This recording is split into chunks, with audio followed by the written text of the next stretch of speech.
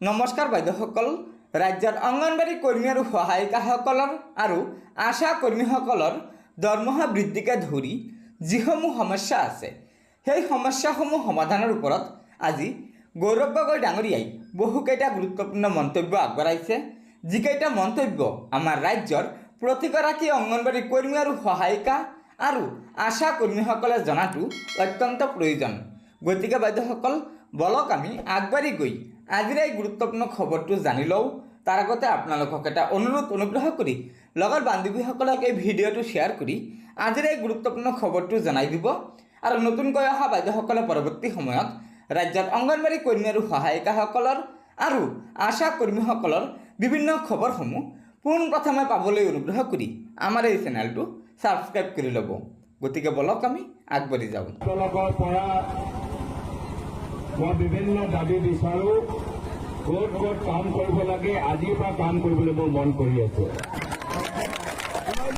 আজিৰ পৰা ক'ত নামঘৰ আছে, ক'ত আমাৰ স্কুলৰ বাউণ্ডেৰী ঠিক কৰিবলগীয়া আছে, ক'ত আমাৰ লাইট নাই, ক'ত আমাৰ ভূমিপত্তা মানুহবোৰ পত্তা পোৱা নাই, ক'ত মানুহৰ কিবা অসুখ সহায় কৰিব লাগে, আজি গোটেই দিন আপোনালোকৰ মণ্ডলৰ ভিতৰত ঘূৰিবলৈ মন কৰি সাংসদ হিচাপে কাম কৰিবলৈ ইচ্ছা উৎপন্ন হৈছে। আজি সন্ধিয়া ৰাইজ বহুত কষ্ট কৰিবলগীয়া আছে। যদিও আমি এই নিৰ্বাচন জিকি আছো, এতিয়াও বহুত কষ্ট কৰিবলগীয়া আছে। হাতত 15 দিন, এই 15 দিন আমাৰ গোহাৰিবোৰ চুকে কোণে যাব লাগিব। প্ৰত্যেক মানুহৰ ঘৰলৈ যাব লাগিব। যুৱকসকলক বুজাব লাগিব যে এইখন চৰকাৰ আজি আমাৰ চৰকাৰী স্কুল বন্ধ কৰিছে, পিছত গৈ চৰকাৰী কলেজ বন্ধ কৰিবলৈ গৈ আছে।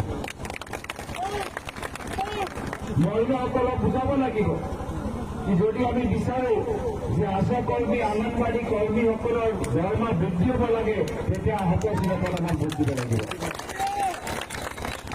চৰকাৰী চাকৰিয়ালসকলক ক'ব লাগিব যে যদি আমি অল্ড পেঞ্চন স্কিম আমি বিচাৰোঁ, তেতিয়া হাতৰ চিনাপত আমাক ভোট দি আমাৰ পেঞ্চনটো উচ্চ কৰিব লাগিব। আজি সাংবাদিকসকলক বুজাব লাগিব।